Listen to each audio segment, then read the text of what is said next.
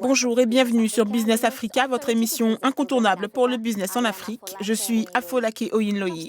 À la une cette semaine, plan national au Burkina Faso pour le développement économique et social.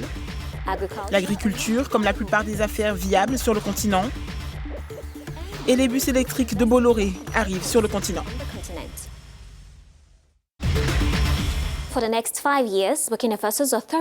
Le Burkina Faso veut transformer la structure économique du pays et améliorer la vie de ses habitants sur les 5 prochaines années grâce à son plan national de développement économique et social. Le plan devrait contribuer à réduire largement la pauvreté en créant 50 000 emplois par an. Le point avec Jean-David Miamlé et Kenneth Karouri. Ouagadougou, la capitale du Burkina Faso, la page des 27 ans de règne de Blaise Compaoré est tournée. Le pays met le cap sur le développement. Objectif, transformer de fond en comble la structure de l'économie grâce au plan national de développement économique et social et faire reculer la pauvreté de 5 points en 5 ans. La volonté de mon gouvernement, c'est de mettre véritablement en place des réformes structurelles dans tous les secteurs, de manière vraiment à rendre l'économie nationale beaucoup plus compétitive. De manière à faire en sorte que l'économie nationale soit plus attractive. L'environnement des affaires est important. Il faut que ceux qui viennent au Burkina Faso soient rassurés du point de vue de la sécurité des investissements. Coût de ce plan, 15 400 milliards de francs CFA, environ 23,5 milliards d'euros, dont 60% de fonds propres. Mais les défis sécuritaires ne sauraient être éludés. Les enjeux sécuritaires sont devenus des enjeux mondiaux. Et le Burkina Faso n'est pas à l'abri de cela. C'est que mon gouvernement a essayé de faire face à la situation. Mais nous sommes déterminés à nous défendre. Et ce qui est important pour nous, c'est de continuer à travailler et de ne pas nous laisser intimider, de ne pas nous laisser distraire par ces attaques terroristes. Pour le succès du plan national de développement économique et social, le Burkina Faso compte actionner notamment les leviers de l'énergie, du transport, de la maîtrise de la démographie et de la réforme de la fonction publique.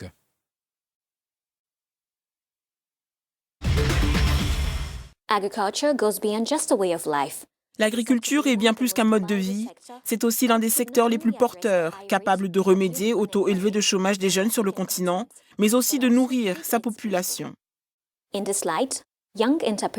Dans cette optique, les jeunes entrepreneurs, rebaptisés agripreneurs, reçoivent un soutien de l'Institut international d'agriculture tropicale, l'IITA, et de la Banque africaine de développement. Michael Dibi et Ruth Lego pour les détails.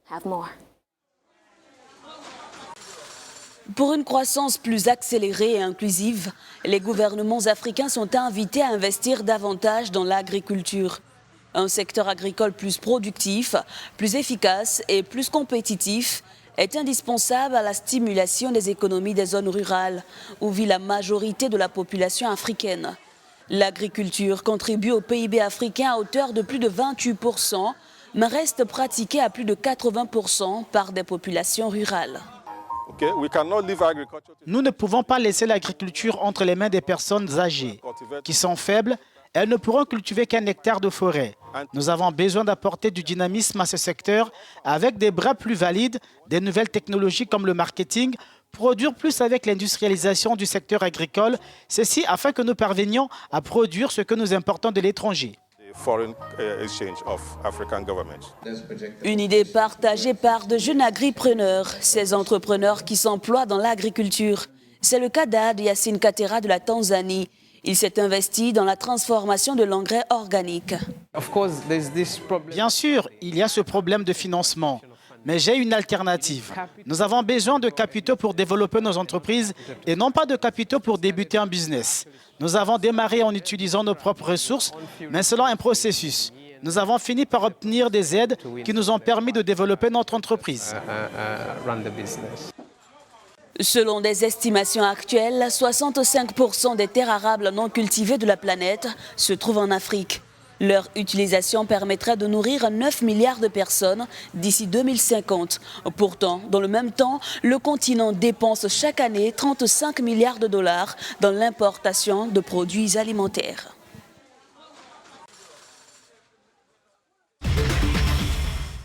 Juste après la pub, nous parlerons véhicules électriques avec le directeur régional de Bolloré Group.